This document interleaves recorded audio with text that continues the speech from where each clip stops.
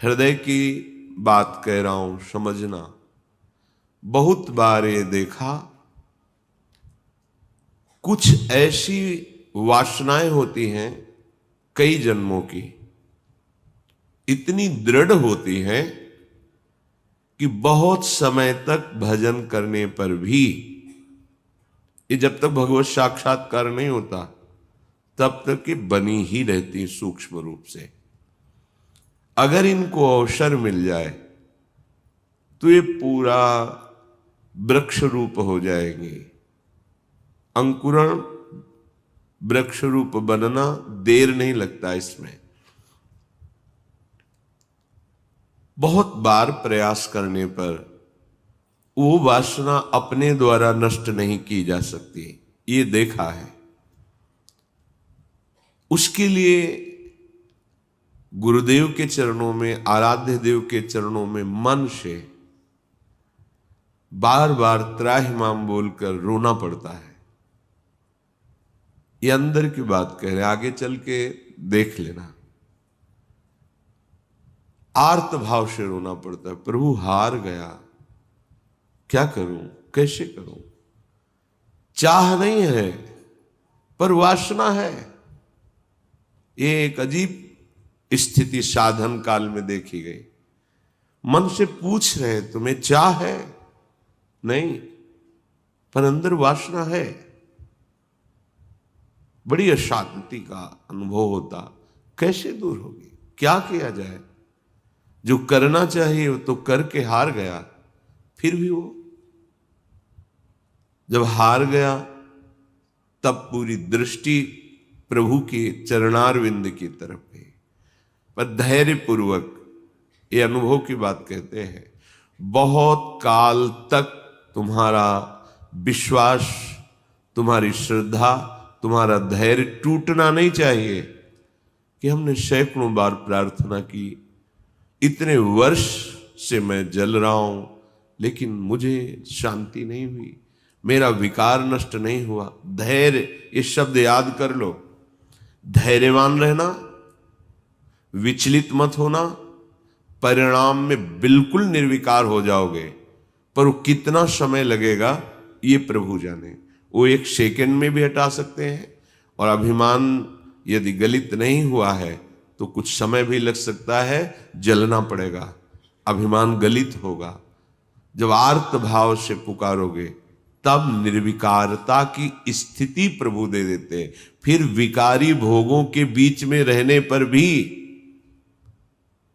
कोई विकार का खेल नहीं हो सकता, कोई भी इच्छा ही स्फुरित नहीं होगी, वासना ही नहीं है, चाह ही नहीं है। ये बहुत धैर्य से सुनो ना, ये उपासकों के लिए कह रहा हूं। आपके अंदर साधन भजन करते हुए वासना दिखाई देगी, आपको आकर्षण दिखाई देगा, उसमें दम नहीं है। वो तुम्हें परास्त नहीं कर सकती, केवल भयभीत करती रहेगी। वो भी हमारी शरणागति में बड़ी सहायक होती है, क्योंकि सब साधन करने पर अहम पुष्ट नहीं होने देती।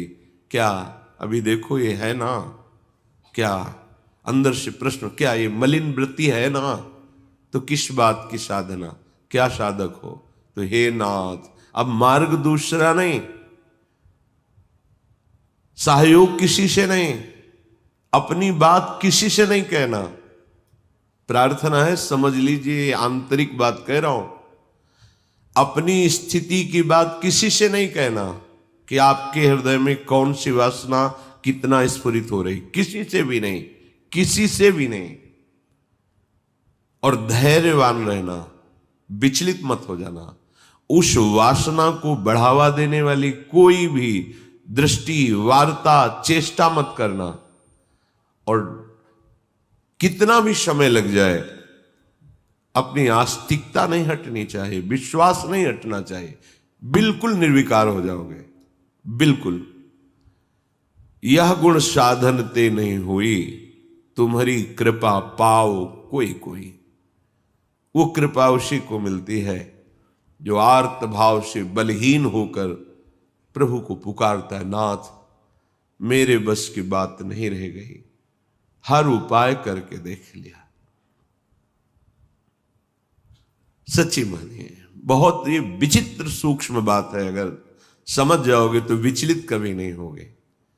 नई अवस्था साधन मार्ग में बड़ी तीव्रता, जब देखा सूक्ष्म वासना हृदय में है।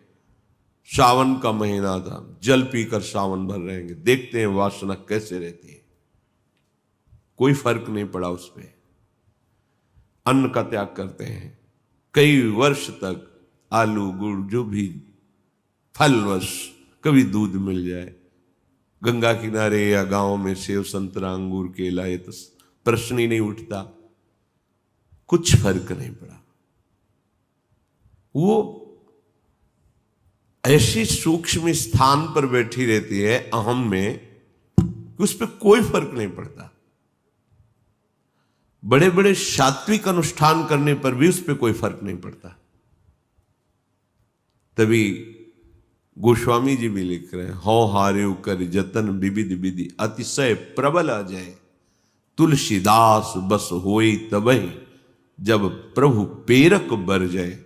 बिल्कुल सिद्ध बात समझ लो।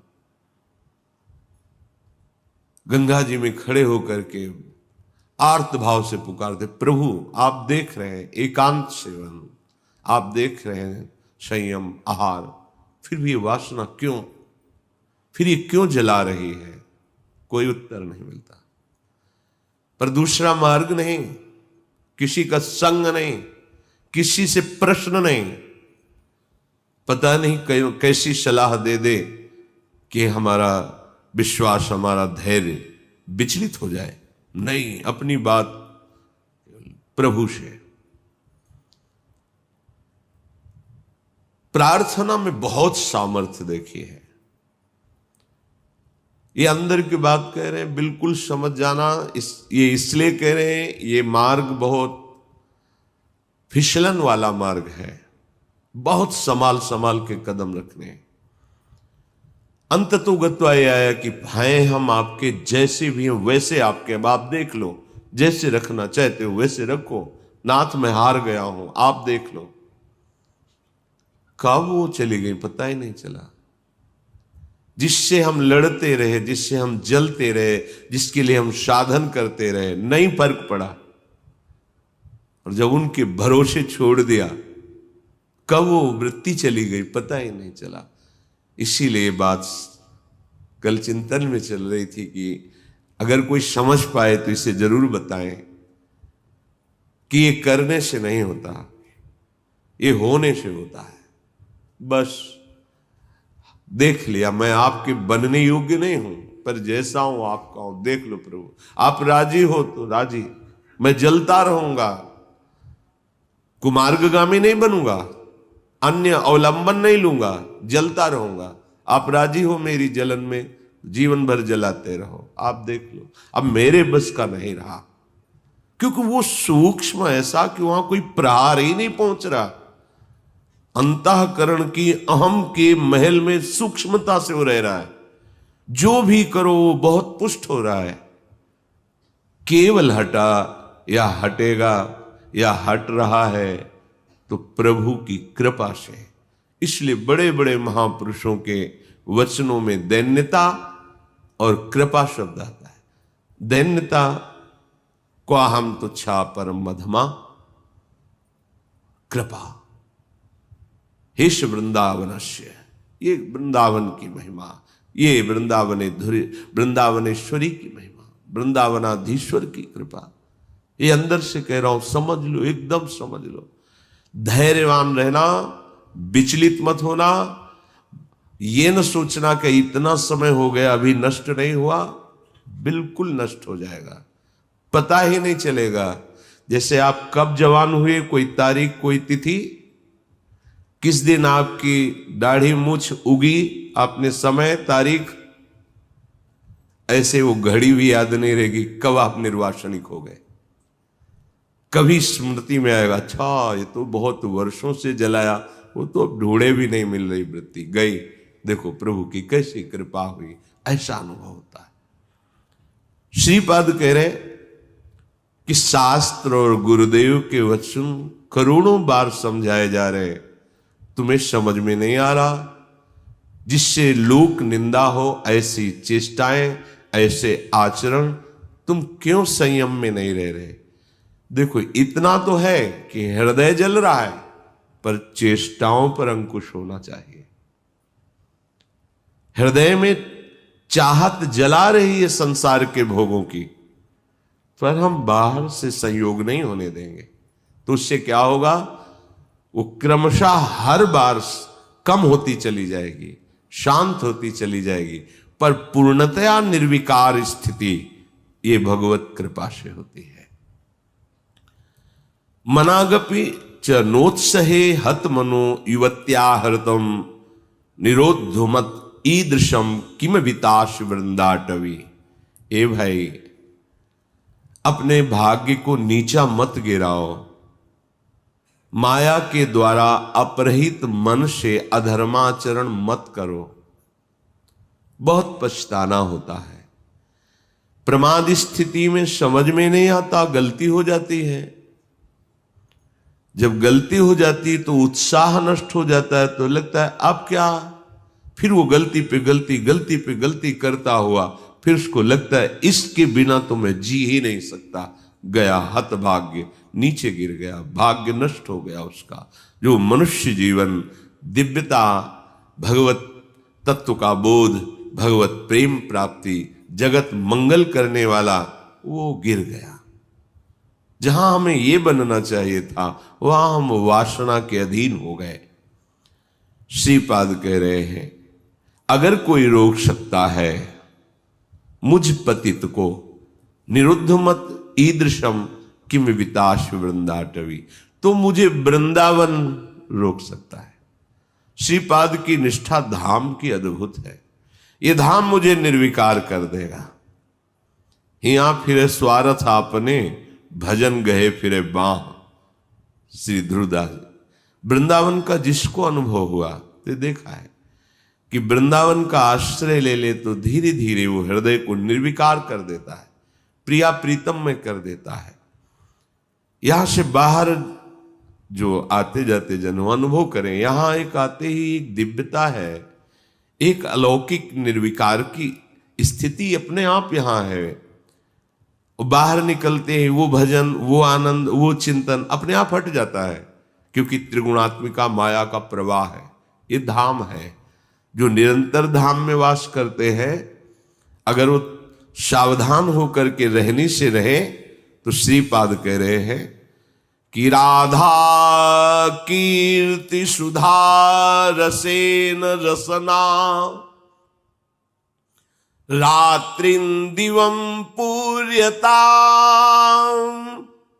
श्री वृंदा विपिने तदीय पदयो, कैंकर्य में वार्थ्याम, धैर्यं स्वर्णमयी स्थितुर्नववयो, रूपश्रिया हार्यताम्, प्रेमाश्रुत पुलकादि भाव विभव, व्यक्त्या जगत्तार्यताम्।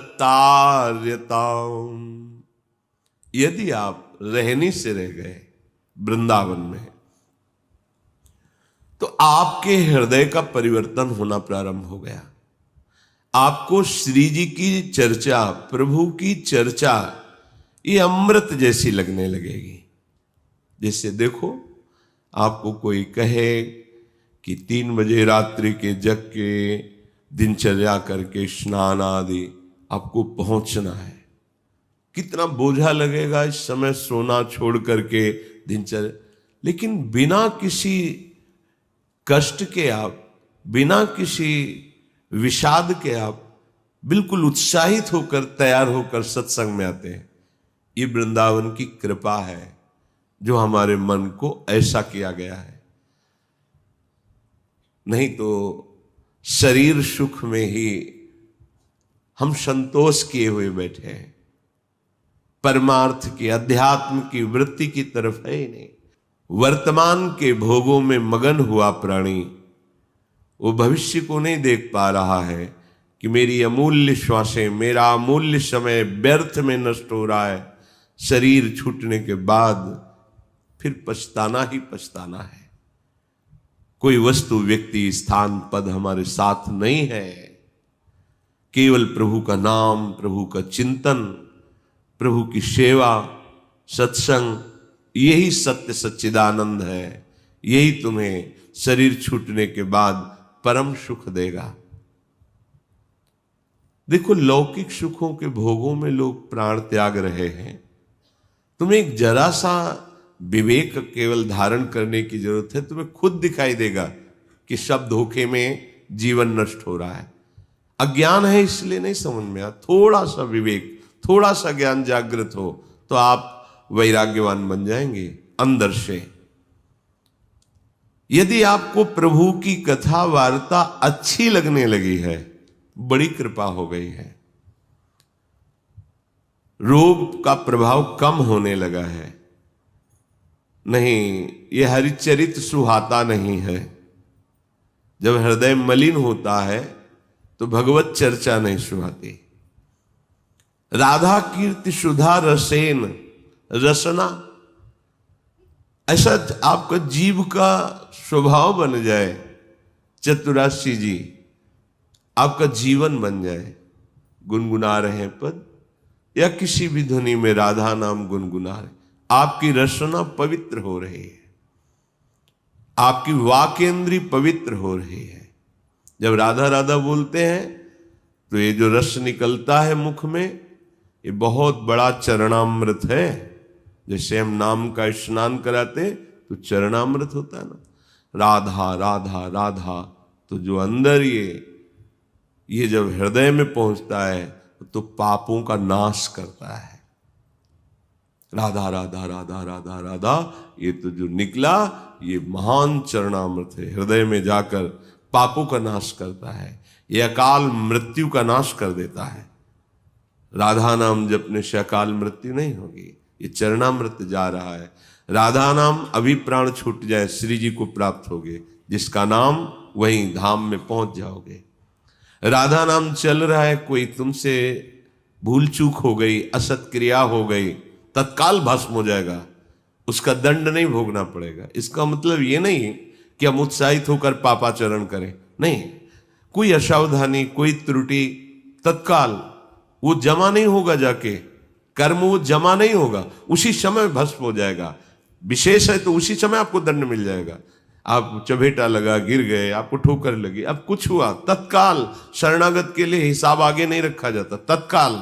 तत्काल जलन हुई, तत्काल कोई चोट लग गई, तत्काल कोई कटु वचन बोल दिए, हृदय जला, शांत, वो पाप नष्ट। रात्रि दिवम पूर्यताम, पूरा समय जो जागृत का है, प्रभु की महिमामयी लीलाओं को गुनगुनाते हुए, श्रवण करते हुए। देखो कितना बढ़िया कलयुग की कृपा है। आप अपने घर में सत्संग चला के रख दे, पूरे कार्य करें, वो वातावरण भागवतिक और शब्द सत्संग के पढ़ रहे हैं। जैसे एकाग्रता पूर्वक सुने तो और अच्छा है, पर भजन करने में मन भागता है।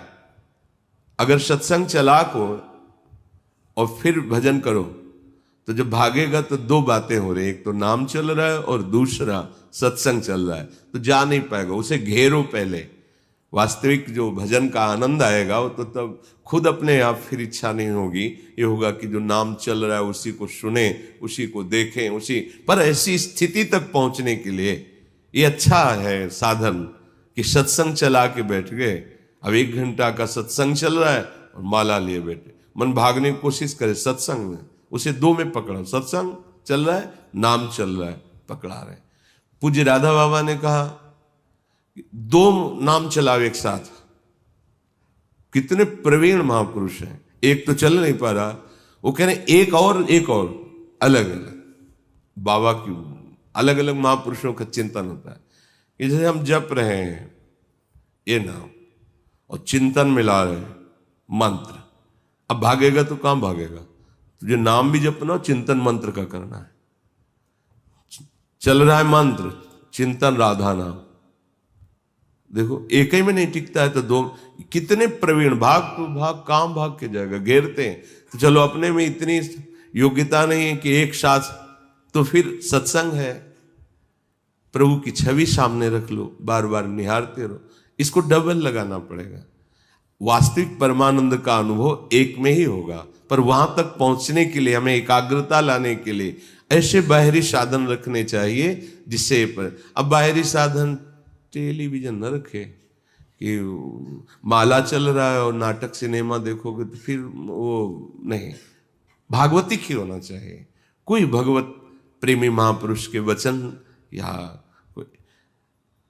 प्रभु की छवि रखें, बार बार नक्श सीख लो, अंग माधुरी देख रहे हैं, नाम जप कर रहे हैं या नाम जप चल रहा है और किसी पद की पंक्ति को बार बार भाग नहीं पाएगा, जैसे घेरा जाता है। भोजन के समय हमने देखा कि मन जो है वो छोड़ने की चेष्टा करता, अभ्यास के समय तो इसे बड़े पद में फंसाया, पद कंठस्थ तो बड़े पद में शुरू किया।